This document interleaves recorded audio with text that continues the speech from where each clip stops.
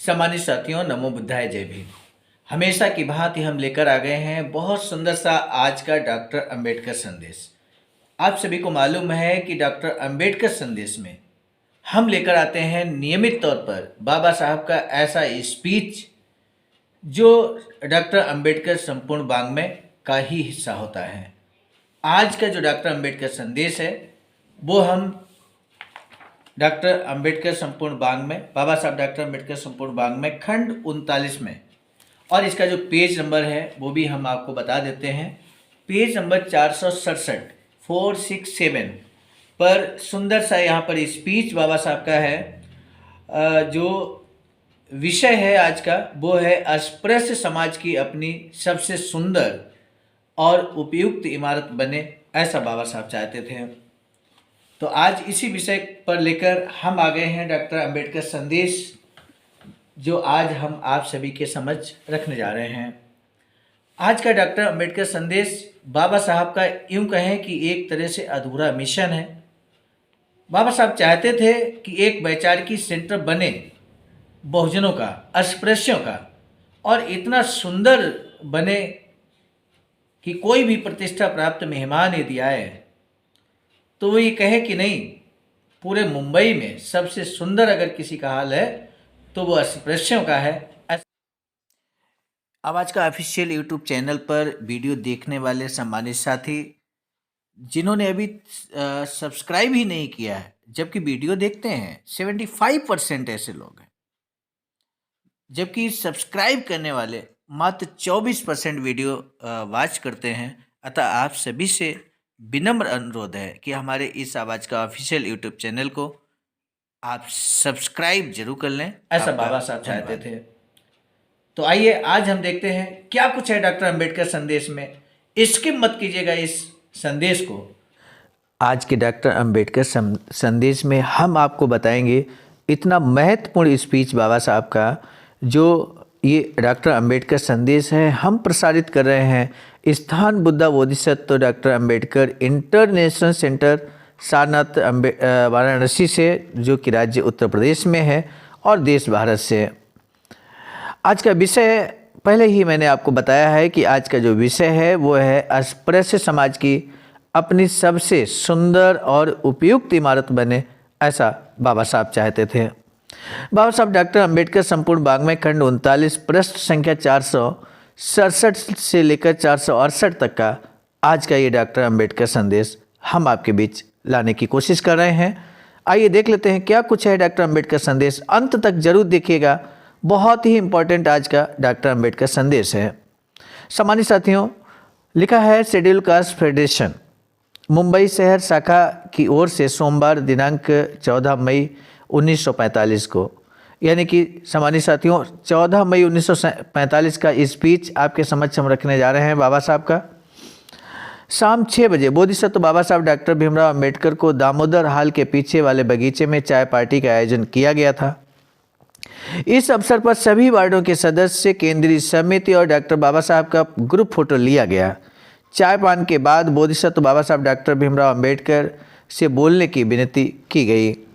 उस वक्त तालियों की गड़गड़ाहट में डॉक्टर बाबा साहब बोलने के लिए खड़े हुए। उन्होंने कहा, आज के इस अवसर पर 2 शब्द बोलने की मुझसे विनती की गई है, इसलिए 2 शब्द बोलना मुझे उचित लगता है। सबने मेहनत से इस परिषद को सफल बनाया और इसके लिए मैं आप सभी का धन्यवाद ज्ञापित करता हूँ। आज की इस बड़ी परिषद का सब दूर बोलबाला हुआ है।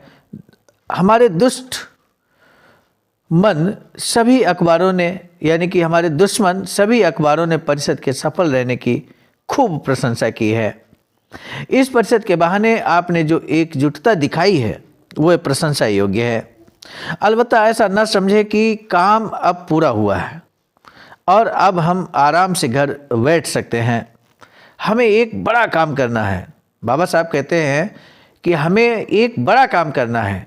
इस वीडियो को अंत तक देखेंगे तो पता लगेगा कि बाबा साहब क्या चाहते थे, कौन सा बड़ा काम करना चाहते थे बाबा साहब।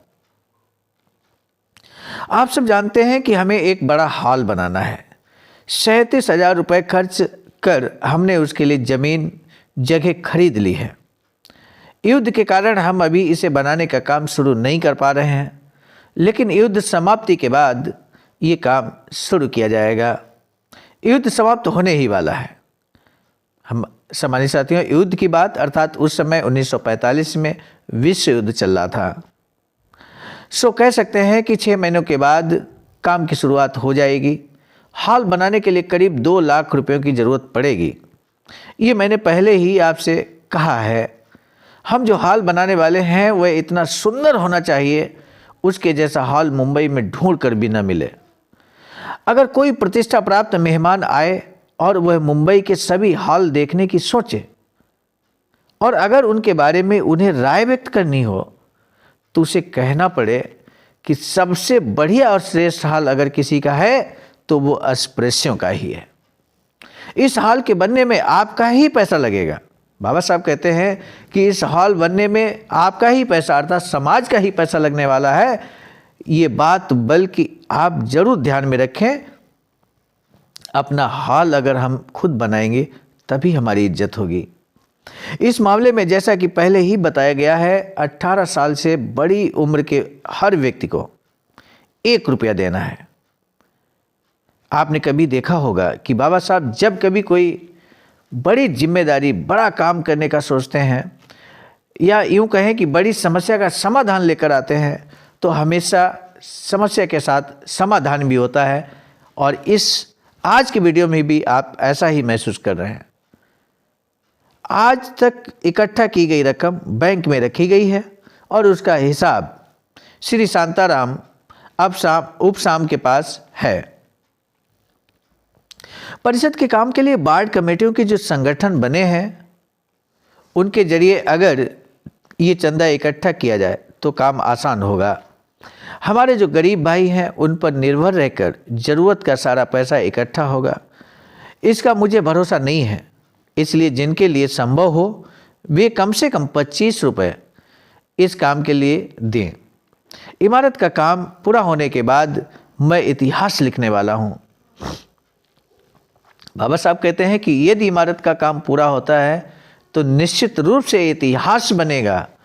और यही बात बाबा साहब कहते हैं कि मैं इतिहास लिखने वाला हूँ। इस इतिहास की पुस्तक में 25 रुपयों का चंदा देने वाले की तस्वीर छपेगी। यह अमूल्य मौका है, ऐसा मैं समझता हूँ। वार्ड के लोग अपने वार्ड से 25 रुपये देने वाले लोगों को चुनें और उनसे तय रकम हासिल करें। अधिवेशन के लिए जिस तरीके से इकट्ठा किए गए थे उसी तरह ये चंदा भी इकट्ठा किया जाए। बहुत सारे साथी, अक्सर आपने देखा होगा, सुनने में आता है, लोग कहते हैं, अक्सर इस बात का जिक्र करते हैं कि हम कोई भी काम करते हैं, हम सामाजिक काम करते हैं तो हम चंदा नहीं लेते, और जो संगठन चंदा लेते हैं तो अक्सर चंदा को लेकर बड़ी बहस छिड़ जाती है, बड़ी बातें होती हैं। तो यहाँ देखिए स्पष्ट तौर पे बाबा साहब कहते हैं कि जिस तरह से अधिवेशन के लिए आपने चंदा इकट्ठा किया उसी तरह से इस हॉल बनाने के लिए चंदा भी इकट्ठा किया जाना चाहिए। आज मुझे जो कुछ बताना था वह मैंने आपको बता दिया। आखिर एक बार फिर आपका अभिनंदन कर मैं आपसे विदा लेता हूँ। बोधिसत्व बाबा साहब डॉक्टर भीमराव अंबेडकर के भाषण के बाद मडके बुबा द्वारा धन्यवाद अर्पण किया गया और समारोह संपन्न हुआ। इस तरह से बाबा साहब का यहाँ पर स्पीच समाप्त हुआ और धन्यवाद ज्ञापित किया गया। आपने अंबेडकर संदेश को सुनने के लिए बहुमूल्य समय निकाला, अपना अमूल्य योगदान दिया समय का, इसके लिए आपका तहे दिल से साधुवाद। सामान्य साथियों, हम आपको बताना चाहते हैं, इस स्पीच में आपने देखा कि बाबा साहब ने एक हॉल बनाने की बात कही थी। चिंता की ये बात है कि क्या वो हॉल बाबा साहब ने बनाया, और बनाया तो कहाँ है, किस स्थिति में है। लेकिन खैर, यहाँ पर चिंता की कोई बात नहीं है। अखिल भारतीय अनुसूचित जाति जनजाति कर्मचारी कल्याण एसोसिएशन के नेतृत्व में, के निर्देशन में बहुजन बोध समाज संघर्ष समिति के द्वारा ring road, green city, Faridpur, Sarnath, Varanasi, Uttar Pradesh में 14,000 स्क्वायर फीट जमीन की खरीदारी हो चुकी है। इस सब का निर्माण कार्य प्रगति पर है। आप सभी बाबा साहब के अनुयायियों से विशेष अनुरोध है कि इस स्पीच को सुनने के बाद आप समझ गए होंगे कि ये जो वैचारिकी सेंटर आवाज़ का BBS 3 आईडासा के द्वारा बनाया जा रहा है सारनाथ में, ये बाबा साहब के अधूरे मिशन का ही हिस्सा है। और इसलिए हम सभी को ऐतिहासिक कार्य करते हुए, इतिहास में अपना नाम दर्ज कराते हुए ज़रूर धर्मदान करना चाहिए, ज़रूर योगदान करना चाहिए। और उसके लिए है ये देखिए अकाउंट नंबर 3908681447 IFC कोड यहाँ पर आप देख सकते हैं SBIN 0007233 बहुजन बोधि समाज संघर्ष समिति के नाम से अकाउंट है। और यदि आप इसमें धर्मदान करते हैं तो निश्चित रूप से आपका नाम स्वर्ण अक्षरों में अंकित हो जाएगा। और आने वाले समय में महत्वपूर्ण जो कार्यक्रम होगा, राष्ट्रीय लेवल का या प्रांतीय लेवल का या जनपद लेवल का, जिसमें आप सहभागिता करेंगे तो निश्चित रूप से हर धर्मदाता का वहाँ पर जोरदार सम्मान किया जाएगा। 5,000 रुपये देने वाले धर्मदाता को अंबेडकर गौरव से सम्मानित किया जाएगा। इसी तरह से 25,000 रुपये देने वाले धर्मदाता को अंबेडकर भूषण से सम्मानित किया जाएगा। ठीक इसी प्रकार 50,000 या उससे अधिक धर्मदान देने वाले धर्मदाता को अंबेडकर विभूषण से सम्मानित किया जाएगा। इसी प्रकार 1 लाख रुपए से अधिक का धर्मदान देने वाले धर्मदाता को अंबेडकर रत्न से सम्मानित किया जाएगा। साथ ही साथ 5 लाख या उससे अधिक धर्मदाता को बुद्ध रत्न से सम्मानित किया जाएगा। आदरणीय विजय कुमार बौद्ध जी, बिहार प्रांतीय कोषाध्यक्ष, जिला उपाध्यक्ष गया, बोध गया आवाज़ का, अर्थात अखिल भारतीय अनुसूचित जाति जनजाति कर्मचारी कल्याण एसोसिएशन के माध्यम से ये डॉक्टर अंबेडकर संदेश आप तक पहुंचाने की हमारी सार्थक कोशिश है। इस डॉक्टर अंबेडकर संदेश के मार्गदर्शक हैं परम आदरणीय बुद्धमित्र मुसाफिर सर, जो कि इस संगठन के राष्ट्रीय महासचिव हैं। इस डॉक्टर अंबेडकर संदेश की क्या समीक्षा की है मिशन नायक बुद्धमित्र मुसाफिर सर ने, आइए उसको भी हम देख लेते हैं। अंबेडकर संदेश लिखा है, कृपया खूब ध्यान से पढ़ें, जानें और समझें, उसके साथ ही अपने सामाजिक दायित्व का निर्वहन भी करें। मिशन नायक बुद्धमित्र मुसाफिर सर कहते हैं, अस्पृश्य समाज अपनी सबसे सुंदर और उपयुक्त इमारत बनाए। कैसे इमारत बनेगी, इसके संबंध में बाबा साहब ने उपाय भी बताया। 18 साल से बड़ी उम्र को 1 रुपया देना होगा।